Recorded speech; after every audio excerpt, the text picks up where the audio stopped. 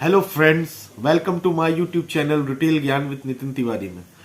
तो चलिए मैं आ गया हूँ नए टॉपिक लेके आप लोगों के लिए, जो कि बहुत ही इम्पोर्टेंट टॉपिक है, रोल्स एंड रिस्पॉन्सिबिलिटीज़। और जो कि एक क्या कहते हैं रिटेल सेगमेंट में बहुत ज़रूरी होता है। एक पोस्ट, एक आप कह लीजिए एक पोस्ट है, और अलग अलग लोग उसे अलग अलग पोस्ट से जानते हैं। बहुत से लोग उसे CSA कहते हैं, कस्टमर सर्विस एसोसिएट। बहुत सी कंपनियां उसे RSA कहते हैं, रिटेल सेल्स एसोसिएट। कुछ ब्रांड कहते हैं FC, फैशन कंसल्टेंट। और अलग अलग जगह कस्टमर केयर एग्जीक्यूटिव, अलग अलग सेगमेंट में अलग अलग, बट उनकी रोल्स और रिस्पॉन्सिबिलिटी सेम है। और बहुत ही इम्पोर्टेंट होती है उनकी रोल्स एंड रिस्पॉन्सिबिलिटी। तो बने रहिए हमारे चैनल के साथ में। अगर आपने अभी तक सब्सक्राइब नहीं किया है तो सब्सक्राइब कर लीजिए, बेल आइकन को प्रेस कर लीजिए, ताकि आपको टाइम टू टाइम मेरी वीडियो मिलती रहे। चलिए स्टार्ट करते हैं। पहला स्टार्ट होता है ग्रीटिंग से। अगर आपके स्टोर में स्टार्टिंग कोई भी कस्टमर की एंट्री होती है, कोई भी वॉकिंग होती है, आपको प्रॉपरली उनको पहली चीज़ ग्रीट करना है। और फिर उनको आपको ग्रीट करने के बाद अटेंड करना है। तो एक प्रोसेस, सबसे बड़ा प्रोसेस ये होता है कि अगर आपने ओपन की है सेल, तो क्लोज भी आप ही करोगे, कोई अदर अदर बंदा नहीं करेगा, जब तक कोई इमरजेंसी नहीं होती है। आप अगर डील कर रहे हैं तो आप ही डील करेंगे उस कस्टमर को, at the starting to at the billing counter तक। आपको उसको दिखा के लास्ट में बिलिंग काउंटर से लेके आपको डोर तक उसको ड्रॉप करना है। ये आपके कस्टमर सर्विस पे बहुत बड़ा इम्पैक्ट करेगा, आपकी सेल्स फिगर को भी बढ़ाएगा, और ये रोल्स एंड रिस्पॉन्सिबिलिटी में भी आप लोग के आता है।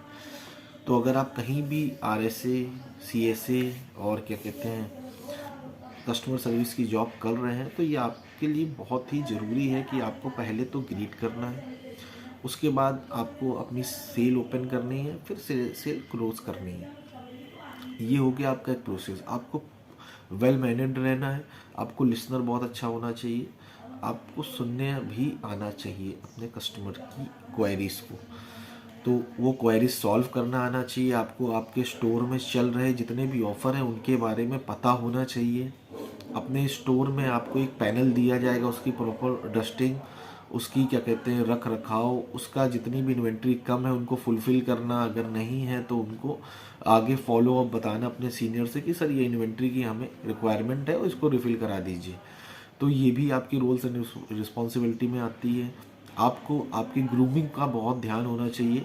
आप वेल मैनर्ड, वेल ग्रूम्ड होने चाहिए। जो भी आपकी कंपनी में जो क्राइटेरिया है उसके अनुसार आपको ग्रूमिंग पे ध्यान देना है।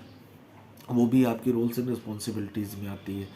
आपको क्या कहते हैं, आपके पैनल से रिलेटेड जितनी भी चीज़ें हैं, जितने भी ऑफ़र हैं, वो सब आपको मालूम होने चाहिए। आपके स्टोर में साफ़ सफाई होनी चाहिए, हाइजीन होनी चाहिए, पंक्चुअल होने चाहिए आप टाइम के। आपको सुबह एक टाइम अगर जो भी निर्धारित है उस टाइम पे आपको स्टोर पे आना ही आना चाहिए, क्योंकि स्टोर जो है एक पंक्चुअलिटी ज़रूर होनी चाहिए किसी भी बिज़नेस को चलाने के लिए। अगर कोई भी कंपनी में आप जॉब कर रहे हैं तो आपको पंक्चुअल ज़रूर होना चाहिए, क्योंकि कस्टमर का माइंड में ये होती है कि वो 10 बजे स्टोर खुला है, 10 बजे खुलता है, तो वो 10 ही बजे, कभी कभी टाइम की लिमिटेशन की वजह से वो 10 ही बजे जाता है। तो अगर उस समय 10:30 बजे आपका स्टोर खुला तो आपकी वो सेल लूज़ हुई है। तो पंक्चुअल ज़रूर होना चाहिए अपने टाइम का। तो उससे बहुत ज़्यादा इम्पैक्ट पड़ेगा आपके सेल में भी, और आपके स्टोर की सेल इंक्रीज और ग्रोथ होने में भी। उसके साथ साथ में आपको आपकी हर चीज़ और जितने भी ऑफर्स हैं उनको बताना भी आना चाहिए और कम्युनिकेट करना भी आना चाहिए। और कस्टमर से आपको बात करने में हेजिटेट नहीं होना चाहिए। आपको कोई भी अगर प्रॉब्लम आ रही है और आपको कोई चीज़ नहीं पता है, तो कम से कम आप अपने सेकंड जो भी कलीग है उससे पूछ के आपको वो चीज़ पता करनी चाहिए कि ये चीज़ ये होती है। तो जो भी प्रोडक्ट आप बेच रहे हो, सेल कर रहे हो, उसके बारे में आपको प्रॉपरली नॉलेज होनी चाहिए। आपको एट द सेल करते टाइम आपको कोई भी टेलीफोनिक बात नहीं करनी चाहिए। तो ये सब चीज़ें आपकी पर्सनल रोल्स एंड रिस्पॉन्सिबिलिटीज़ में आनी है। आपको अपने टारगेट को भी फोकस करना चाहिए कि आपको ये मंथ का टारगेट इतना मिला है, इस टारगेट को हमें इस टाइम तक अचीव करना है। तो उसके अनुसार आपको डे वाइज अपना टारगेट डिवाइड करना चाहिए और अपने फोकस करना चाहिए अपने टारगेट में। ये भी आपकी रोल्स एंड रिस्पॉन्सिबिलिटीज़ में ही आता है। टारगेट को भी आपको फोकस ज़रूर करना है। आपको अपना बकेट साइज़ भी जानना है कि हमें बकेट साइज़ क्या है हमारा। आपको केपीआई से रिलेटेड सारे इंफॉर्मेशन होने चाहिए, आपको केपीआई भी आनी चाहिए। तो ये सब चीज़ें हो गई आपकी रोल्स एंड रिस्पॉन्सिबिलिटीज़ में। अगर आपको अपना करियर बनाना चाहते हैं, CSA RSA या अलग अलग जगह अलग अलग चीज़ें कही जाती हैं इस पोस्ट को, अगर आप करियर बनाना चाहते हैं तो बहुत सारी अपॉर्चुनिटी है। इंडस्ट्री बहुत बड़ी है ये, और हर जगह इसकी जॉब खाली है, बहुत जगह इसके कोर्सेज चल रहे हैं। और अब तो स्किल इंडिया जो चल रहा है, स्किल इंडिया में भी इसका CSA का कोर्स कराया जाता है। तो आप वहाँ से भी 6 मंथ का कोर्स कर सकते हैं, कोर्स भी कर सकते हैं आप। और साथ साथ में आपको क्या कहते हैं, जो पैकेज है वो 1 लाख पर ईयरली से लेके साल का पैकेज आपको 1 लाख से लेके 2,40,000 रुपये तक का मिल जाएगा आसानी से।